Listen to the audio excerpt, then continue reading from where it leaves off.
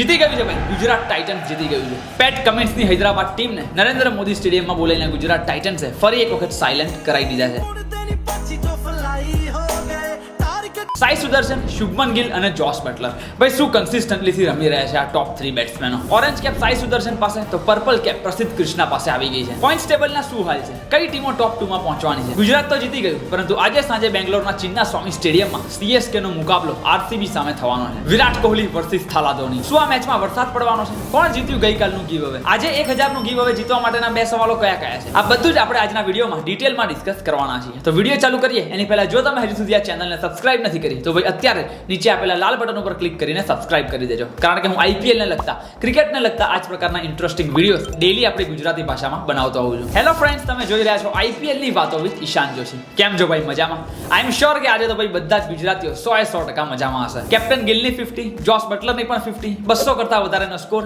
Orange cap Sai Sudharsan પાસે, purple cap પ્રસિદ્ધ કૃષ્ણા પાસે અને ગુજરાતની ટીમ પોઈન્ટ્સ ટેબલના ટોપ 2 માં પણ આવી ગઈ. ભાઈ આનાથી વધારે બીજું શું જોઈએ? હૈદરાબાદની ટીમને કમ્પ્લીટ ડોમિનેશન સાથે હરાઈને ગુજરાતની ટીમ પોઈન્ટ્સ ટેબલમાં બીજા નંબર ઉપર પહોંચી ગઈ છે. મુંબઈની ટીમ હજુ પણ પહેલા નંબર ઉપર છે, જ્યારે RCB ત્રીજા નંબર ઉપર સરકી ગયું છે. ડિટેલમાં ડિસ્કસ કરીએ એની પહેલા જો ગીવ અવેના રિઝલ્ટ્સની વાત કરીએ તો ભાઈ ફાઇનલી આજે આપણને એક વિનર મળી ગયા છે. યસ, ફાઇનલી એક ક્રિકેટ ફેને બંને સવાલોના સાચા જવાબ પ્રેડિક્ટ કરી દીધા છે. સાઈ સુદર્શન અને શુભમન ગિલનું ટોટલ 124 રન અને પ્લેયર ઓફ ધ મેચ પ્રસિદ્ધ કૃષ્ણા. વિનરનો સ્ક્રીનશોટ અહીંયા તમે સ્ક્રીન ઉપર જોઈ શકો છો અને ગઈકાલના વિડીયોમાં મેં એમની કોમેન્ટ પણ પિન કરી દીધેલી છે. તો કોંગ્રેચ્યુલેશન, અને એ વિડીયોના કોમેન્ટમાં જઈને અથવા તો પછી આપણી ટેલિગ્રામ ચેનલમાં આવીને તમારું UPI ID શેર કરી દેજો કે જેથી કરીને હું ગીવ અવેનું વિનિંગ અમાઉન્ટ તમારામાં ટ્રાન્સફર કરી શકું. આજે રમાનારી RCB અને CSK મેચની ગીવ અવેના બંને સવાલો મેં આ વિડીયોના વચ્ચે પૂછેલા છે, તો ભૂલ્યા વગર આ વિડીયોને એન્ડ સુધી ખાસ જોજો. હવે ગુજરાતવાળી મેચની વાત કરીએ એની પહેલા ફટાફટ આજે સાંજે રમાનારી RCB વર્સિસ CSK ઉપર એક નજર મારી લઈએ. બેંગ્લોરના ચિન્ના સ્વામી સ્ટેડિયમમાં આજે સાંજે 7:30 વાગે CSK અને RCB વચ્ચે આ મહા મુકાબલો રમાવાનો છે.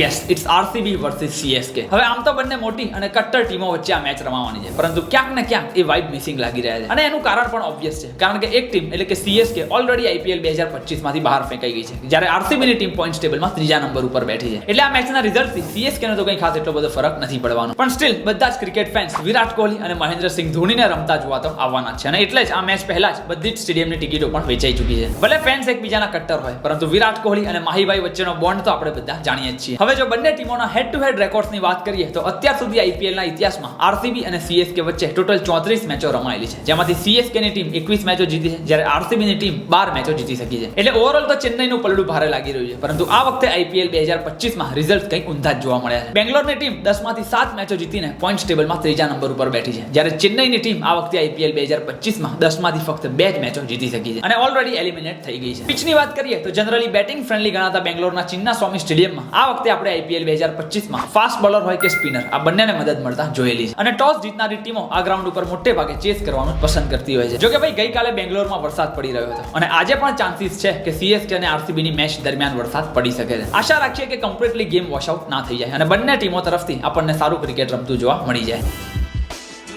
હવે જો બંને ટીમોના કી પ્લેયર્સની વાત કરીએ તો સૌથી પહેલા ચેન્નઈ માટે બેટિંગમાં ડેવલ બ્રેવિસ અને શિવમ દુબે રહેવાના છે. તો બોલિંગ ડિપાર્ટમેન્ટની વાત કરીએ તો એમાં નૂર અહેમદ અને ખલીલ અહેમદ ઉપર સૌની નજર રહેવાની છે, જ્યારે બીજી બાજુ RCB માટે બેટિંગમાં કિંગ વિરાટ કોહલી અને રજત પાટીદાર. તો બોલિંગ ડિપાર્ટમેન્ટની વાત કરીએ તો એમાં આપણને જોશ હેઝલવુડ અને કૃણાલ પંડ્યા ઇમ્પેક્ટફુલ પરફોર્મન્સ આપતા જોવા મળી શકે છે. શું લાગે છે ભાઈ તમને, કોણ જીતશે આ મેચ? એમના નીચે કોમેન્ટમાં લખીને ખાસ જણાવજો. RCB અને CSK વાળી આ મેચ માટે મારી વિઝન 11 ની ટીમ કંઈક આવી બની છે. કેપ્ટન વાઇસ કેપ્ટન કોણ રહેવાના છે અને મારી ફાઇનલ ટીમ હું ટોસ પડ્યા પછી આપણી ટેલિગ્રામ ચેનલમાં મૂકી દેતો હોઉં છું, તો ભૂલ્યા વગર નીચે આપેલી લિંક ઉપર ક્લિક કરીને આપણી ટેલિગ્રામ ચેનલ ખાસ જોઈન કરી લેજો. વિઝન 11 ઉપર તમને IPL ની દરેક મેચમાં 1 લાખ રૂપિયાનું ફ્રી ગીવ અવે કોન્ટેસ્ટ જોવા મળી જાય છે. યસ, બિલકુલ ફ્રી, એટલે 1 પણ રૂપિયાનું ઇન્વેસ્ટમેન્ટ કર્યા વગર તમે કોઈ પણ મેચમાં 1 લાખ રૂપિયાના કોન્ટેસ્ટમાં પાર્ટિસિપેટ કરી શકો છો. અને એટલું જ નહીં, દરેક નવા યુઝર્સ માટે તો આનાથી પણ એક જોરદાર ઓફર છે. ફક્ત 1 જ રૂપિયાનું ઇન્વેસ્ટમેન્ટ કરીને તમે 2 કરોડની મેગા કોન્ટેસ્ટમાં પણ પાર્ટિસિપેટ કરી શકો છો. તો ફટાફટ નીચે આપેલી લિંક ઉપર ક્લિક કરીને વિઝન 11 એપ્લિકેશન ડાઉનલોડ કરી લેજો અને આજે સાંજે રમાનારી CSK અને RCB મેચ માટે આ બંને કોન્ટેસ્ટ ખાસ જોઈન કરી લેજો. હવે જો આજના ગીવ અવેની વાત કરીએ તો બે સવાલો આ રહ્યા. નંબર 1, વિરાટ કોહલી અને શિવમ દુબે આ બંને બેટ્સમેનો ભેગા થઈને ટોટલ કેટલા રન મારવાના છે એ તમારે નીચે કોમેન્ટ કરી દેવાની છે. અને નંબર 2, આ મેચમાં પ્લેયર ઓફ ધ મેચ કોણ રહેવાનું છે. બસ આ બે સિમ્પલ સવાલોના જવાબ તમારે પ્રેડિક્ટ કરીને નીચે કોમેન્ટમાં લખી દેવાના છે. સાથે જ આ વિડીયોને લાઈક કરી દેવાનો છે અને તમારી Instagram સ્ટોરીમાં ભૂલ્યા વગર આ વિડીયોને શેર કરી દેવાનો છે. આ ત્રણેય સ્ટેપ ફોલો કરેલા હશે અને બંને સવાલના સાચા જવાબ આપનારમાંથી એક લકી વિનરને મારા તરફથી 1000 ડાયરેક્ટ UPI મળી જવાના છે અને નેક્સ્ટ વિડીયોમાં શાઉટ આઉટ તો કરું છું. તો ભૂલ્યા વગર આ ત્રણેય સ્ટેપ્સ ખાસ વાત કરી દેજો. હવે જો ગઈકાલની મેચની વાત કરીએ તો ભાઈ ગુજરાત ટાઇટન્સની ટીમે તો એકદમ જલસો પાડી દીધો હતો. હું તો ભાઈ હમણાં જ મેચ જોઈને સીધો અહીંયા ઓફિસ આવી રહ્યો છું અને તમારા માટે આ વિડીયો રેકોર્ડ કરી રહ્યો છું. એટલે આખી મેચમાં ભાઈ એક અલગ જ માહોલ જોવા મળ્યો હતો અને કમ્પ્લીટલી ગુજરાત ટાઇટન્સની ટીમનું ડોમિનેશન જોવા મળ્યું હતું. બેટિંગ હોય, બોલિંગ હોય કે પછી ફિલ્ડિંગ, ત્રણેય ડિપાર્ટમેન્ટમાં ગુજરાત ટાઇટન્સની ટીમનો દબદબો જોવા મળ્યો હતો. શરૂઆતથી વાત કરીએ તો હૈદરાબાદની ટીમે ટોસ જીતીને પહેલા બોલિંગ કરવાનો નિર્ણય કર્યો હતો. હવે ગુજરાતની ટીમ જ્યારે બેટિંગ કરવા માટે ઉતરી તો બધા જ ક્રિકેટ ફેન એક્સપેક્ટ કરીને જ બેઠા હતા કે ભાઈ ગુજરાતના ટોપ 3 તરફથી આપણને રન્સ જોવા મળવાના જ છે અને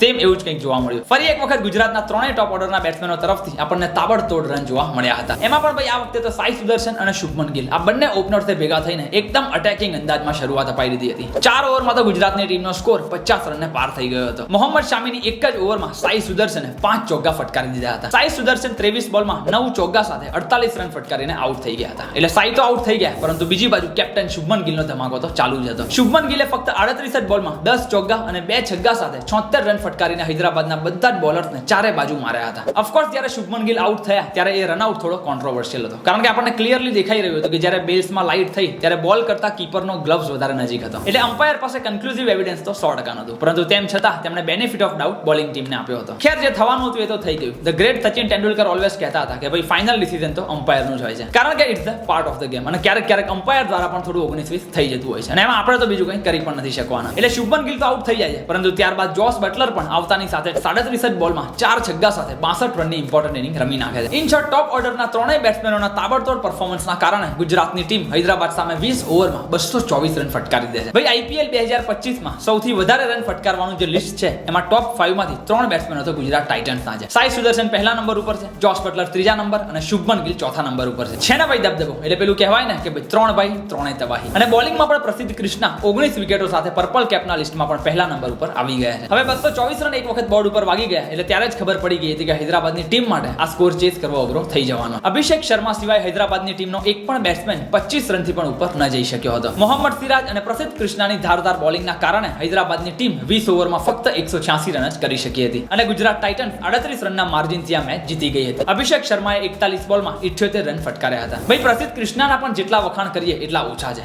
4 ઓવરમાં ફક્ત 19 રન અને 2 વિકેટ. એ પ્રસિદ્ધ કૃષ્ણાનો સ્પેલ જ હતો કે જેના કારણે હૈદરાબાદની ટીમના બધા જ બેટ્સમેનો એકદમ દબાઈ ગયા હતા, કારણ કે પ્રસિદ્ધ કૃષ્ણાના આવ્યા પહેલા ઈશાંત શર્મા અને ડીએસપી સિરાજને તો રન પડી રહ્યા હતા. ઇનફેક્ટ પ્રસિદ્ધ કૃષ્ણાને તેમના આ મેચ વિનિંગ બોલિંગ પરફોર્મન્સ માટે પ્લેયર ઓફ ધ મેચનો એવોર્ડ પણ આપવામાં આવ્યો હતો. હૈદરાબાદ સામે મેળવેલી આ જોરદાર જીત બાદ ગુજરાત ટાઇટન્સની ટીમ પોઈન્ટ્સ ટેબલમાં બીજા નંબરે આવી ગઈ છે. મુંબઈ ઇન્ડિયન્સ પહેલા નંબર ઉપર છે, ગુજરાત ટાઇટન્સ બીજા અને આરસીબી ત્રીજા નંબર ઉપર સરકી ગયું છે. જોકે ત્રણેય ટીમોના હજુ 14 પોઈન્ટ્સ જ છે, એટલે રસાકસી તો ભાઈ છેક સુધી જોવા મળવાની જ છે. શું લાગે છે તમને? કઈ ટીમો ટોપ 2 માં ફિનિશ કરવાની છે? એમાં નીચે કોમેન્ટમાં લખીને ખાસ જણાવજો. બસ તો that's it for this particular video. આજના ગીવઅવેના સવાલો જો તમને ફરી એક વખત યાદ કરાવી દઉં તો વિરાટ કોહલી અને શિવમ દુબે કેટલા રન મારવાના છે એ બંનેનું ટોટલ કરીને તમારે નીચે કોમેન્ટમાં લખવાનું છે. અને બીજો સવાલ એ છે કે આજની મેચમાં પ્લેયર ઓફ ધ મેચ કોણ બનવાનું છે એ પણ તમારે નીચે લખી દેવાનું છે. સાથે જ વિડીયોને લાઈક કરી દેવાનો છે અને ભૂલ્યા વગર તમારી ઇન્સ્ટાગ્રામ સ્ટોરીમાં પણ એને શેર કરી દેવાનો છે. બાકી વિઝન 11 અને ટેલિગ્રામની લિંક મેં નીચે આપેલી છે, તો ભૂલ્યા વગર ડાઉનલોડ પણ કરી લેજો. આઈપીએલ અને ક્રિકેટને લગતા આવા જ ઇન્ટરેસ્ટિંગ વિડીયોઝ દરરોજ આપણી ગુજરાતી ભાષામાં જોવા માટે ભૂલ્યા વગર આ ચેનલને સબસ્ક્રાઇબ કરી લેજો. મળીએ છીએ આપણે ફરી એક વખત આવા જ ઇન્ટરેસ્ટિંગ વિડીયો સાથે. ત્યાં સુધી આવજો.